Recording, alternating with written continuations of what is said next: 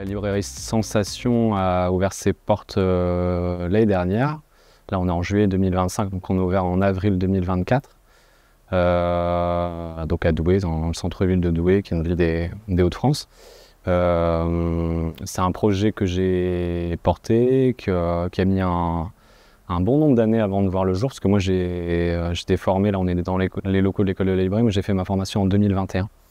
Un moment où je travaillais dans un théâtre, donc dans le spectacle vivant, et où il y a une librairie indépendante généraliste à Douai qui a fermé ses portes, et à partir du moment où elle a fermé ses portes, c'était fin 2018, j'ai commencé à travailler sur le projet, mais tout doucement, en me disant si ça ne voit pas le jour c'est pas grave, mais en ayant l'envie de rencontrer un maximum de professionnels du secteur pour me faire une idée de ce qu'est le métier de libraire et d'autres métiers, éditeurs, bibliothécaires, écrivains, organisateurs de manifestations, etc.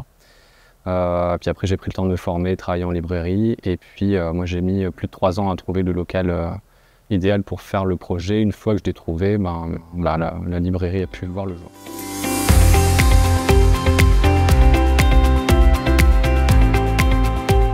Je crois que ça participe aussi à la manière d'attirer les gens, en tout cas de leur donner envie de venir à la librairie, de partager évidemment ce qu'on aime à travers la littérature et les littératures. Voilà, c'est une manière, on se rend compte en tout cas que tous les âges y sont sensibles. Ça ne touche pas que la jeunesse et que les jeunes, mais que voilà, jusqu'aux générations plus avancées, ça marche en tout cas. Ils aiment nous voir, nous suivre, nous retrouver aussi finalement sur les réseaux et donc dans la communication qu'on peut mettre en place.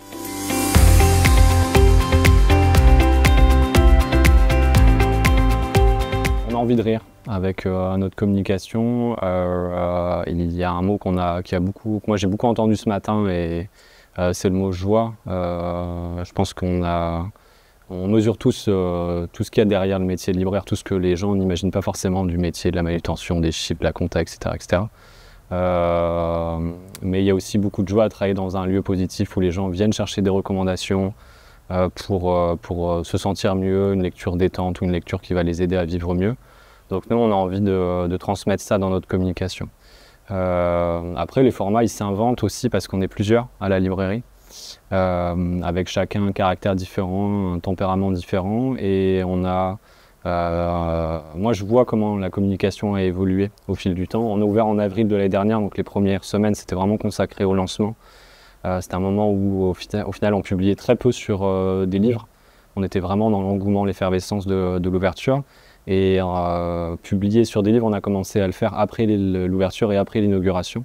Donc à partir de l'été de la rentrée littéraire de l'année dernière, où là, à la librairie, on est très aidé par une graphiste qui a fait l'identité graphique de la librairie, qui a fait la signalétique intérieure, qui a fait la peinture de lettres, et qui nous a aussi, à notre initiative, créé des petits tampons qui nous permettent de faire des coups de cœur sur des livres en librairie. La librairie s'appelle la librairie Sensation, donc on a le jeu de mots avec le mot sensas, qui est un mot un peu désuet, mais qui marche très bien, je pense, pour mettre en lumière des livres ou des événements. On a un autre petit tampon qui est local et génial. C'est des livres qui sont également sensas, mais ils ont la particularité d'être édités ou écrits par des gens qui partagent notre territoire. Et du coup, ça nous aide beaucoup sur nos publications. Et puis après, c'est vraiment cette énergie collective. Voilà, en gros, on est 3 à travailler à la librairie, mais moi je le suis à temps plein, mes 2 collègues sont à temps partiel. Il y a un seul jour où on est tous les 3 là, c'est le jeudi, qui n'est pas forcément le jour où on a le plus de clients, mais qui est un jour du coup idéal pour partager beaucoup d'informations sur l'actu de la librairie, nos événements passés, nos événements à venir. Et c'est aussi le jour où on prend le temps de se faire des retours de lecture de livres qu'on a plus ou moins aimés pendant la semaine, que ce soit de la nouveauté ou du fond. Et c'est à ce moment-là qu'on fait nos petites mises en scène. Et là, moi, si je reprends un petit peu le fil des publications, je les ai vues évoluer.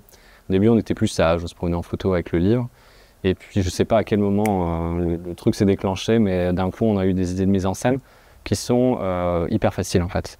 Soit on se met en scène avec un écho au livre, au contenu du livre, soit avec la couverture, soit on a les éléments dans la librairie pour le faire, soit on est en centre-ville, donc on a un magasin de vêtements à côté de chez nous, un fleuriste en face, un magasin de musique, un magasin d'articles de seconde main. Alors là, c'est la caverne d'Alibaba pour nous. Et c'est des commerçants qui sont très contents de nous accueillir pour nos délires, quoi. Et ça marche bien parce que derrière aussi on a des retours d'auteurs ou d'éditeurs qui sont contents qu'on parle de leur livre d'une manière un petit peu décalée. Voilà. Oui, donc il y a deux choses pour moi qui ressortent un petit peu de la manière dont on travaille. C'est le plaisir d'être ensemble. Et voilà, Pascal a dit, effectivement, il y a beaucoup de joie dans notre équipe à 3 avec Gwen. Et puis il y a aussi la question de la spontanéité. En fait, on ne prépare pas forcément les mises en scène, ça vient sur le moment, dans l'instant, dans l'humeur aussi. Enfin, je crois qu'on s'écoute beaucoup aussi par rapport à tout ça. Et ça, c'est évidemment hyper agréable. Et donc, je pense que ça se transmet dans ce qu'on offre aussi aux clients et aux gens. Et ça se ressent. Et donc, les gens sont heureux de sentir qu'il y a quelque chose d'humain, en fait, dans la communication qu'on peut amener, quoi.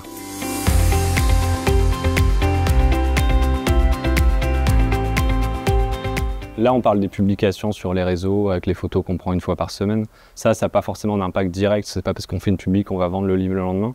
Par contre, si on fait une publi, c'est qu'on a lu le livre. Donc ça, c'est le coup de cœur qui, sur le temps long, va faire qu'on va réussir à vendre le livre parce qu'on fait les coups de cœur. Si on estampille le livre comme étant sans ça, c'est qu'on l'a vraiment aimé. Et c'est le conseil du libraire, du coup, le fait que on soit en capacité de le défendre parce qu'on l'a aimé qui va faire qu'on vend le livre. Après, les publications, c'est une partie de la stratégie globale de la communication. On essaye d'être, par exemple, les publications sur les livres qu'on a aimés, on les fait sur Insta et pas sur Facebook, parce que sur Insta, on est sur un public plus professionnel, on peut aller chercher plus facilement les auteurs, les éditeurs, ce qu'on trouve moins sur Facebook et plus grand public. Mais après, on a d'autres moyens de communication, que ça va être de manière très très simple de demander à tous les gens qui passent en caisse si ça les intéresse d'avoir un compte, à quoi sert le compte. Il n'y a aucune remise financière.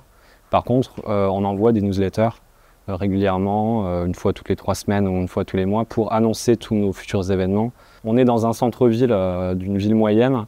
C'est un centre-ville qui est en perte de vitesse, qui entre l'impact qu'Internet peut avoir sur la fréquentation des centres-villes et puis les zones périphériques commerciales, qui dans notre cas sont omniprésentes. Nous, on doit exister. Les librairies indépendantes, c'est jamais en zone périphérique commerciale, c'est toujours en centre-ville. Néanmoins, il faut attirer des gens en centre-ville. Donc on est toujours en train de faire coucou, coucou, coucou, ne vous oubliez pas. Et quand on fait une publi ou quand on fait un événement, les gens ne viennent pas forcément acheter le livre de la publi, ne viennent pas forcément à l'événement. Par contre, ils se disent « Ah ok, il y a la librairie, si ils avaient un livre à acheter, ils vont peut-être se dire « Ah bah tiens, c'est là que je vais aller acheter mon livre ». Donc c'est une stratégie qui nous permet d'exister. Là, le gimmick de toutes les semaines, on va mettre en avant 3 livres parce qu'on est 3 à la librairie, en essayant d'avoir un panel large, donc on ne prend jamais 3 romans. Ça va être de la jeunesse, du polar, de la vie pratique. Enfin, on essaye vraiment d'être hyper diversifié pour dire aux gens, voilà ce que vous pouvez trouver à la librairie.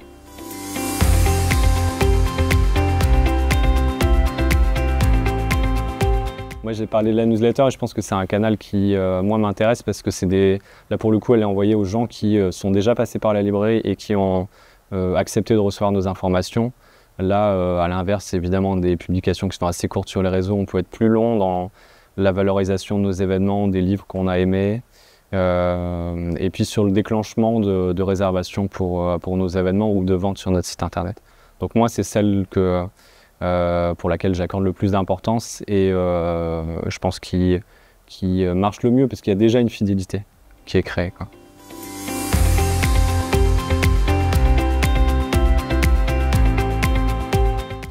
C'est d'être en veille sur ce qui se fait. Là, on est très heureux d'avoir le prix de la communication. Moi, je trouve que notre communication, elle est peut-être rigolote, mais il y a tellement de libraires qui communiquent de manière géniale en utilisant en comprenant comment les algorithmes de Meta, Facebook, Insta et tout fonctionnent. On est hyper nombreux à l'utiliser, avec le capital sympathique à la librairie indépendante aussi, avec les réseaux pros qui existent. Je connais très peu de librairies qui ne sont pas sur les réseaux, très peu d'éditeurs. Donc tout ça, ça existe et ça permet de créer du lien. Je ne vais pas dire informel, mais il y a vraiment quelque chose qui existe à cet endroit-là, qui est assez original. Donc c'est ça ce que je donnerais. Effectivement, nous, en tant que libraire indépendant, il y a notre camarade de la Procure qui va ensuite prendre la parole, mais nous, il faut qu'on soit hyper malin pour essayer de créer de l'adhésion, créer de la visibilité, ce qui est très compliqué sur les réseaux avec les algorithmes dont je parlais. C'est vraiment parfois la croix et la bannière, quoi. Sans dépenser d'argent. Voilà. On peut financer, on peut mettre de l'argent, on peut mettre du budget hein, sur Facebook et Instagram, mais c'est rentrer encore plus dans la mécanique un petit peu complexe des algorithmes, quoi. Donc nous, on se refuse de le faire. On n'a pas les moyens évidemment de se payer un 4x3 dans la rue, quoi, que tout le monde pourrait voir. Mon voisin en face qui est fleuriste est ouvert depuis 5 ans et lui ça l'énerve quand il y a des gens qui disent « Ah bah tiens vous venez d'ouvrir » alors qu'il est là depuis 5 ans. Moi si ça m'arrive dans 4 ans je serais très heureux parce que je me dirais bon il y a encore des gens qui nous découvrent et tant mieux parce qu'après je pense que lui comme moi le service qu'on rend à l'intérieur de la librairie il est cohérent avec tout ce qu'on dégage, quoi. Je dirais que voilà, comme conseil serait d'oser en fait. Voilà, et de s'autoriser à faire les choses de manière assez simple et spontanée. Effectivement, le fait, en tout cas, qu'il n'y ait pas de budget en soi sur la question de la communication, nous laisse beaucoup de liberté. Voilà, à partir du moment, je pense, où on commence à financer les choses, ça pose un cadre et du coup, on perd sans doute dans cette spontanéité qu'on peut avoir.